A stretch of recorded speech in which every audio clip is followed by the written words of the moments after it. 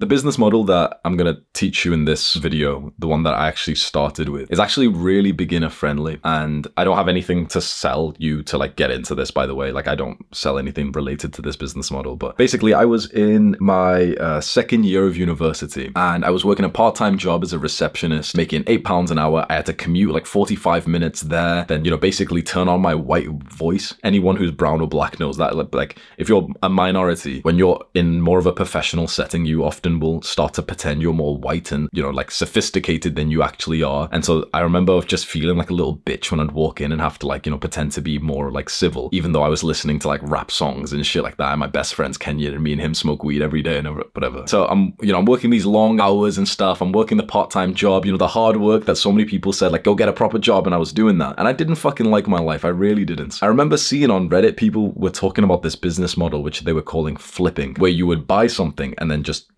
resell it higher on like websites like Amazon, eBay, Depop, clothing websites, whatever, and you'd sell it for profit. And I played a video game when I was younger called RuneScape, which you may have heard of. It's kind of like World of Warcraft, where there was actually a way to make money on this game called flipping, where you bought something and sold it higher. So I kind of intuitively like remembered how this worked. The first thing I did when I read this, I remember I was in my girlfriend's like little student room. I grabbed one of my hoodies, set it up and took a picture. It was a grey Gymshark hoodie and I set it up for £25 on eBay. We went to sleep that night. I woke up, first thing I saw was that it had sold, and it was such like a positive feedback loop. It was so hyped. Think about it. Literally, I listed something and it sold overnight and I instantly like made money. Now between you and me, I'm pretty sure I bought that hoodie for like £33, so it was a loss. But in some ways it was very powerful and positive for me because I really got that reinforcement of like, oh shit, you can make money online just like that. It kind of makes sense, right? So I package it all up. My girlfriend sends it out to me. Awesome. And I realized, oh shit, like I can actually do this business model. So I start finding ways to buy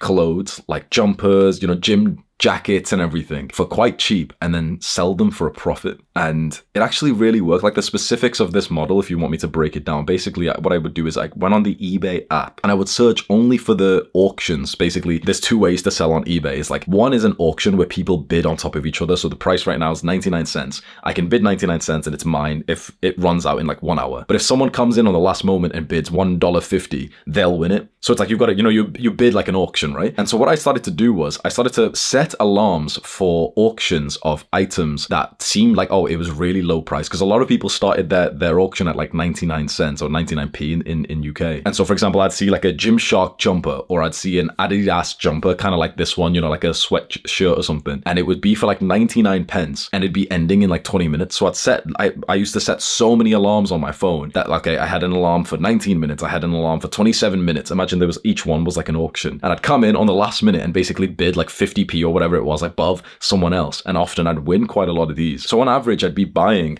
a lot of these like branded jumpers and hoodies for like £5, including postage, £6, £7, £8. I started to, build up the intuition of how much you could sell these for, and on average it was about £20. So I was making about £10 profit per one. I had to work for an hour in my receptionist job that I didn't like for £8. So you can imagine how hype I was that I'd be buying something, setting it up, and in a few days it might sell, and I've just made £10. Now it wasn't a lot of money at all, but when you're making like £10, £20 profit per day from a fun business, and it's your first ever business before, it's actually hype as fuck, isn't it? And so I remember the sales would come in, I get super excited. I'd be in my part-time job as the receptionist, and when a sale would come in, I'd screenshot the details, send it over to my girlfriend, and she'd package up the stuff for me and then send it out to the post office. Bless her. She was a nice girl. So she really took a lot of that sort of physical burden off me. And I did a lot of the sort of eBay website thing. She did a lot of the sort of posting thing, right? I ended up doing really well with this. I ended up scaling this to about over 100 pieces of clothing that I had live on eBay. At this point, we moved into a different apartment and I had like one of those, like a small storage room where there's a boiler or something. And we had like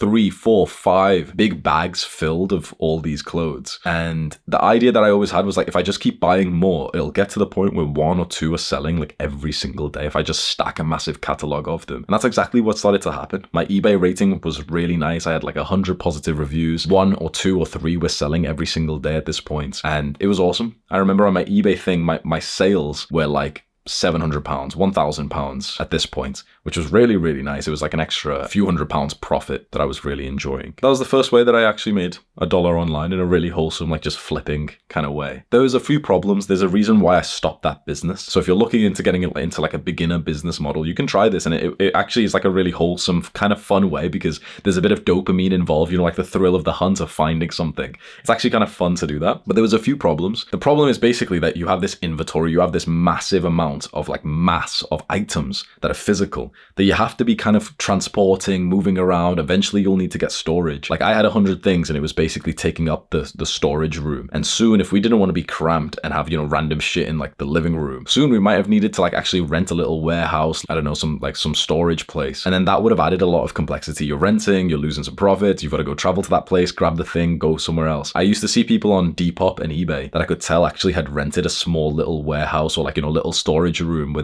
they would be taking their pictures and stuff. And I thought that's what I'd scale to. But I was looking at this point, a lot of that sort of online entrepreneurship, you know, you saw like Iman Gaji and stuff. This was before Andrew Tate, but it was the similar message, but without the sort of masculinity side of, you know, making money is really important. Make sure you're making money online. And I started to see the holes of this business model, that it's not online. Yeah, sure, you know, eBay's online and I can list stuff online on my phone, but you have to be next to the physical product. And so that was always going to be like a bottleneck. I'm actually quite impressed when I think back at this, because I was quite young and inexperienced, but I still saw that there'd be a massive bottleneck with this, that I'd, for example, always have to be in the UK, or I'd always have to have like an employee who's doing all these things for me, and that there'd always be a risk of, you know, imagine you've got $10,000 in all these jumpers and there's a random fire or some bullshit. It was always going to tie you to a specific location. I got into entrepreneurship to be able to travel. That was my first initial goal. I didn't realize at the time that I didn't really enjoy traveling that much, but I heard so much about being a digital nomad and living in Thailand and stuff. I thought to myself, like, I wouldn't actually be able to achieve that dream unless if I hired like an employee. And, you know, it started to feel so scary for me. I was like, you know what? I need something that's completely online. I need something that's just internet based. There isn't any stock. There isn't a reason for me to be here and, you know, get it posted to a physical address that I need to check or whatever it is. I needed something completely online. So as quickly as this business started to actually do well, I actually moved on and took that leap again into YouTube. And around this time, I started to post the first videos on this channel, where I posted, if you go and have a look, if you click on my channel profile and click on Sort by Oldest, I remember the first video I made in, I think, September 2019 was like a body transformation of like, you know, 5 years of my physique looking different. And a couple of videos after that, I made a guide, like almost like a PowerPoint presentation on how to build an aesthetic body. That got 250 views for a couple of years, and then randomly popped off. And it's actually one of the most viewed fitness videos on the internet. That one video took me above $10,000 a month in business, because I sold like an educational course alongside it. And I've never made less than $10,000 since that point per month. Yeah.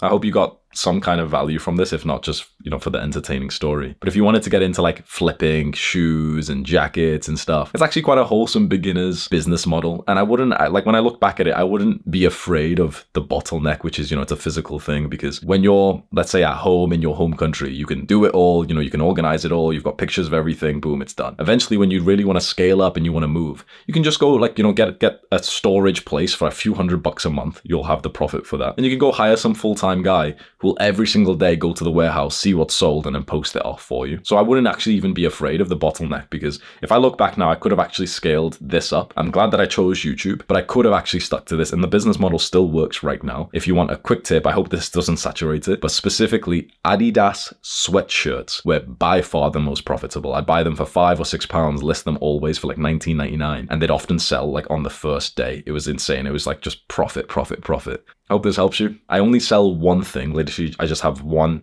product. If you're interested in seeing what it is and you've got money to spend, it's the top link in the description. So just scroll down right now, go click on the top link. Do the hard work, especially when you don't feel like it. Mwah.